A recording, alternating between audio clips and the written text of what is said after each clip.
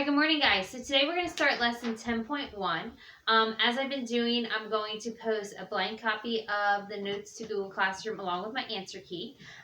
The first page of the lesson is a lot of vocabulary. So I'm going to talk about these terms, and I'm going to be drawing a diagram of a circle with the different terms related to a circle, but you'll take the time to copy down word for word the vocabulary on your own. Okay, so this chapter is all about circles.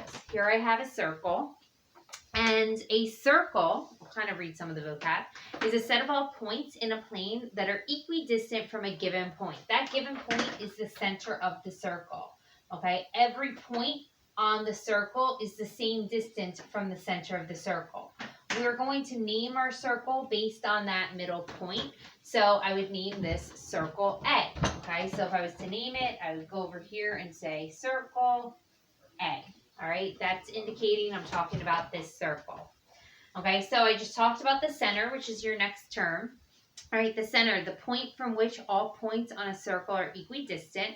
And then we move on to a radius. Okay, the radius of a circle is a segment whose endpoints are on the center and any point on the circle. So I can draw one radius from the center anywhere to the outside of the circle.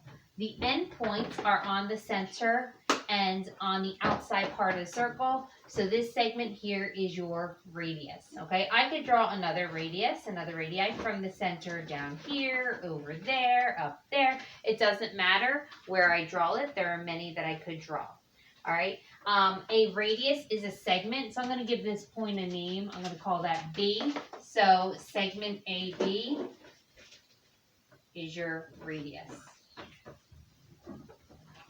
Okay, the next term is a chord.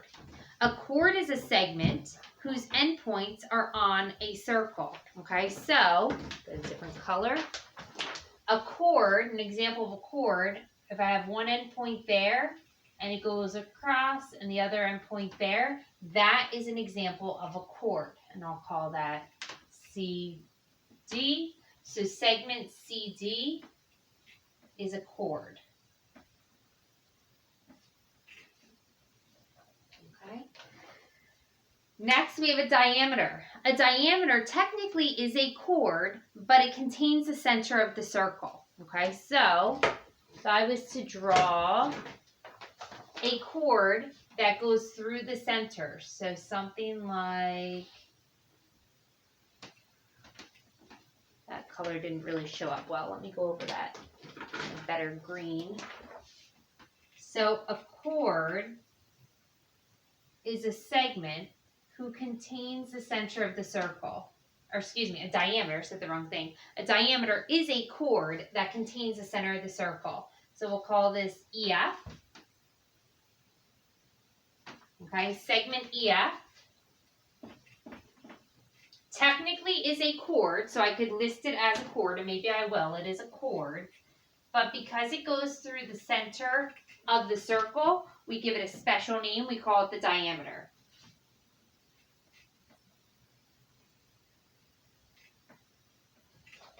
All right. Next, we have a secant. Okay, a secant is a line that contains a chord of a circle and has exactly one endpoint outside of the circle. All right, so an example of a secant. Okay, if I was to draw a line that goes through the circle like that.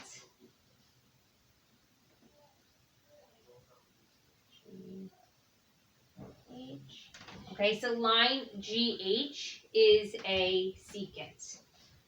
I'm running out of room down here. GH is a line, is a secant.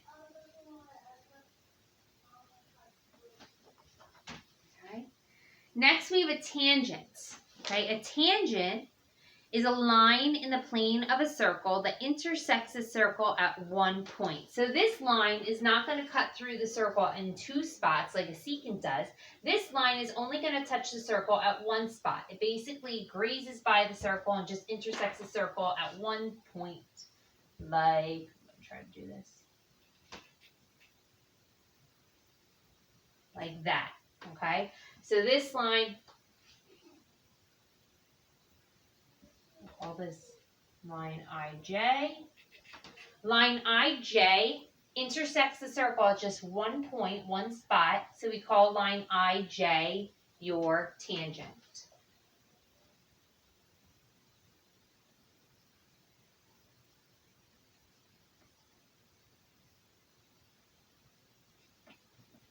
Okay.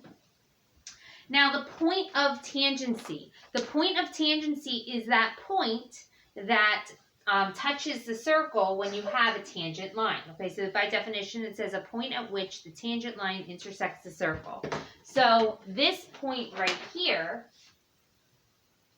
that is your point of tangency. You see up there? Point of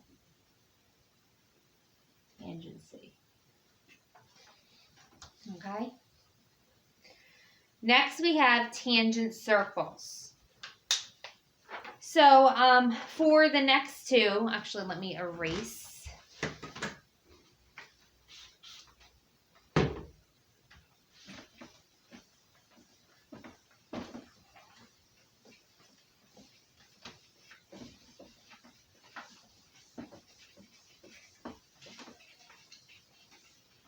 Okay. So tangent circles, coplanar circles that intersect in one point, okay? So we could have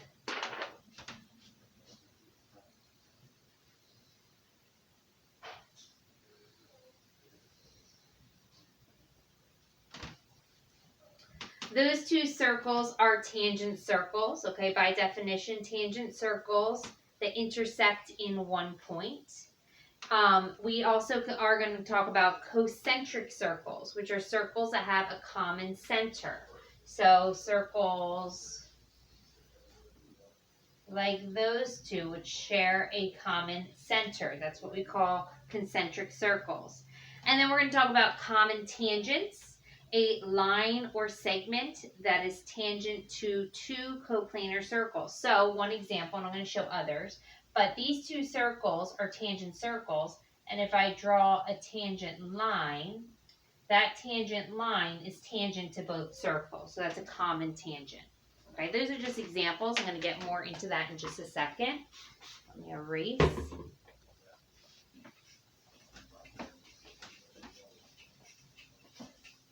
All right, so the next thing in your notes, going more into detail with coplanar circles and common tangents, it says in a plane, two circles can intersect in 2 points, 1 point, or no points. Coplanar circles that intersect in 1 point are called tangent circles. Coplanar circles that have a common center are called concentric circles. All right, so you might see, and this is in your notes, two circles like this, and those two circles intersect in 2 points. Okay, so when I read that two circles can intersect in 2 points, 1 point, or no points, here's an example of two circles, and I could put their centers there. Two circles that intersect in 2 points. Okay, or you could have the same example that I already drew earlier, where those two circles intersect in 1 point. You could also have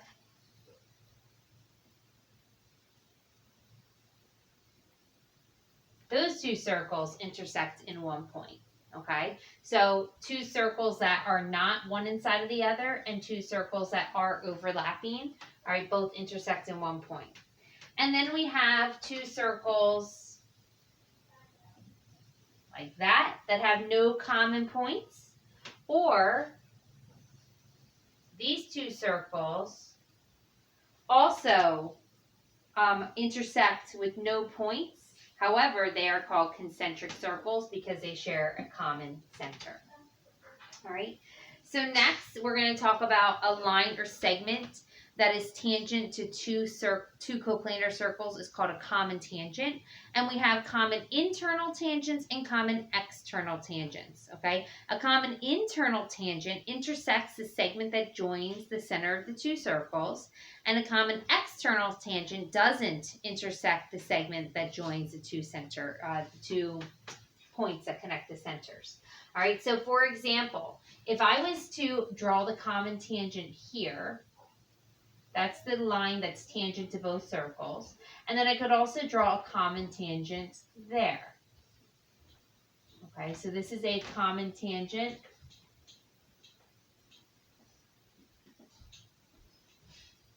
And this is another common tangent. But we're going to talk about which one is an internal common tangent and which one is an external. And to discuss that, we're going to look at the centers of both circles. Here's the center of this circle. Here's the center of that circle. Center, center. And I'm going to connect the centers with just like a dashed line. And what you need to ask yourself, does the tangent intersect the segment that connects the centers? Okay, does the tangent intersect the segment that connects the centers? So here you can see, no, the tangent does not intersect the segment that connects the center. So this is called an external common tangent.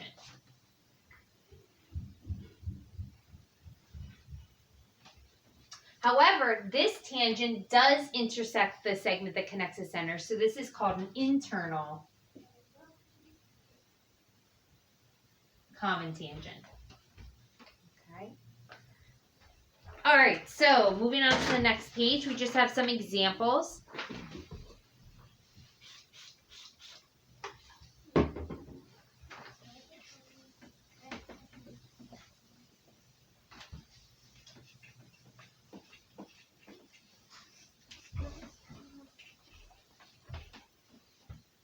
And for some of them, I'm actually not going to do them up on the board because I think that just based on the definition and the examples I did, you'll be able to figure them out.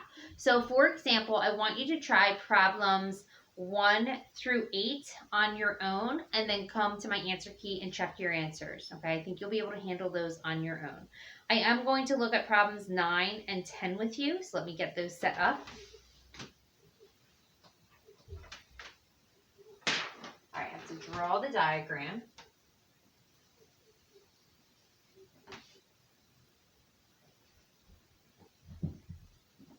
I have center A. Here's point D.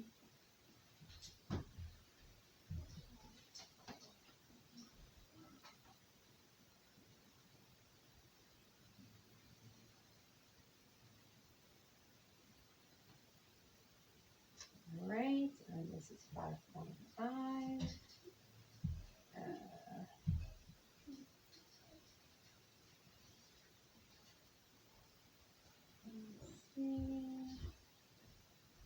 Trying to make sure I get it all on here. 10 units long. And I think that is everything. Okay. All right, so we have a lot going on in this diagram. We have a circle with center A. AD is a radius. DB, that line, is a tangent. And point D is the point of tangent C. Okay. You also have another tangent line. BC is a tangent line, and point C is the point of tangent C.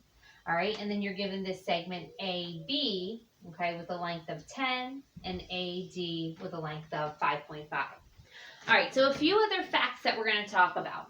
When you have a radius or a diameter, okay, but if you have a radius and it intersects a tangent at the point of tangent C, we're going to know that this radius and the tangent line, they intersect perpendicularly, which means you have a 90-degree angle there, okay?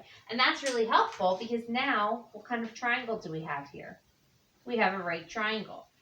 And if we know 2 of the sides of the right triangle, we can figure out the third side, okay? So I think that's all we need to talk about for the first problem, number 9. Number 9 says, find the length of BD. Find BD. So now, again, I'm focusing in on that right triangle, A, D, B, 5.5, and 10, and I can use Pythagorean theorem to solve for BD. So I'm going to have 5.5 squared plus BD squared equals 10 squared. All right? So 5.5 squared is 30.25 plus BD equals 100. Subtract 30.25 from both sides. You have BD squared is equal to 69.75. Take the square root of both sides. So BD is approximately 8.4. Okay, so that would be your answer for number 9. The next problem we're going to look at is number 10. So let me erase number 9, set up number 10. We're using the same diagram.